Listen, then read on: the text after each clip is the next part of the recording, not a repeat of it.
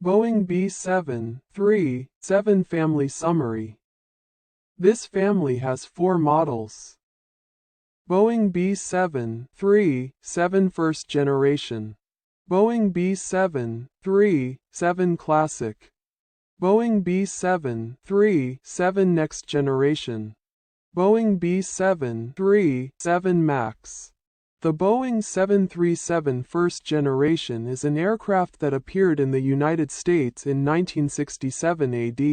In the same year, it entered service with American Airlines, and Lufthansa received it in 1968 AD. It is the first aircraft in the Boeing 737 family. The Boeing 737 Classic appeared in 1983 and entered service in the same year with US Air. The Boeing 737 Next Generation aircraft appeared in 1997 and entered service with Southwest Airlines in the same year.